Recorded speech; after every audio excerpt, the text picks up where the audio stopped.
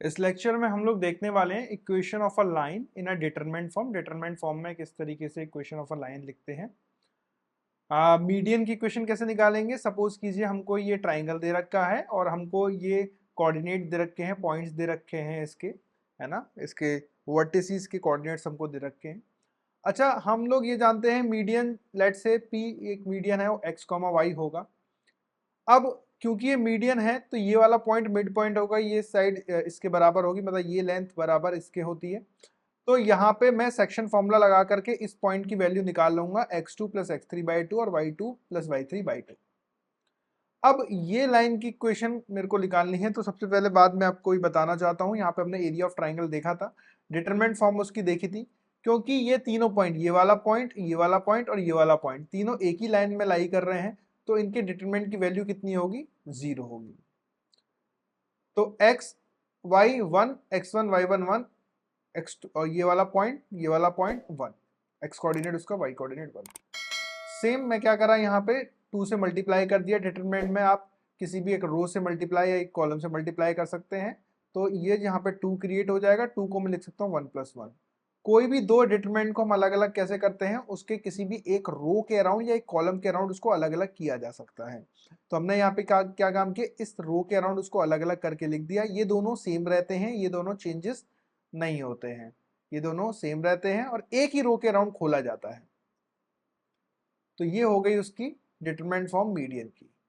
अच्छा, equation of angle bisector के बारे में बात की जाए तो एंगल बाइसेक्टर में हमने आपको खास बात ये बताई थी कि अगर ये एंगल बाइसेक्ट हो रहा है तो अगर ये C है, ये B है, तो ये रेशियो भी C/B होता है। ये हम पुराने लेक्चर्स में डिस्कस कर चुके हैं। तो अगर मुझे ABC, ये इंटीरियर एंगल बाइसेक्टर है बेसिकली और ये एक्सटीरियर एंगल बाइसेक्टर है। तो फिलहाल इंटीरियर के लिए मैं आपको बता देता हूँ। और ये अगर बाइसेक्टेड वाला यहाँ पे मीट करते हैं, इसको मैंने X और Y ले लिया है। अब ये D पॉइंट मुझे निकालना है, क्योंकि ये रेशो C है, ये B है, C/B का रेशो है। तो ये पॉइंट मुझे पता है, ये पॉइंट मुझे पता है, सेक्शन फॉर्मूला से मैं ये D पॉइंट लिख दूंगा।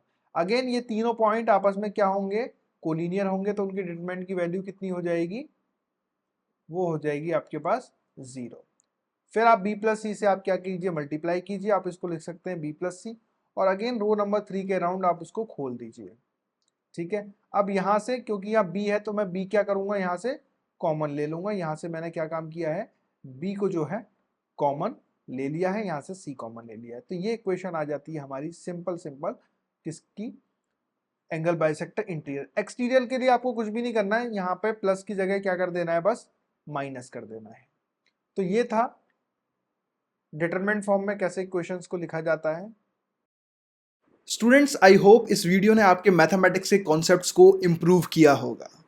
अगर आप अपने मैथमेटिक्स को और भी इम्प्रूव करना चाहते हैं और मैथमेटिक्स के कोड को क्रैक करना चाहते हैं तो क्रैक दी मैथ्स को सब्सक्राइब करें।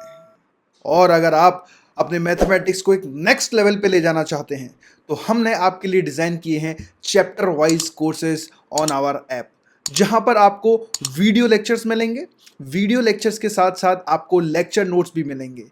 लेक्चर नोट्स के साथ साथ आपको टॉपिक वाइज प्रैक्टिस शीट मिलेगी। जी हाँ, वो सारे के सारे video lecture topic wise categorise होंगे, जिससे कि आपको कोई भी दिक्कत नहीं होगी। आपको कौन सा टॉपिक पढ़ना है, जस्ट क्लिक कीजिए और वो टॉपिक आपके सामने होगा। ये सारे के सारे टॉपिक IIT JEE एडवांस को ध्यान में रखते हुए बनाए गए हैं। ये मेंस और एडवांस के टॉपिक्स को कवर करते हैं। इसके साथ साथ जब आपकी ये पूरी तैयारी हो जाए तो आप टॉपिक वाइज टेस्ट भी दे सकते हैं। जी बिल्कुल, आपने सही सुना, टॉपिक वाइज टेस्ट जो आपको ओवरऑल प्रिपेयर करेंगे।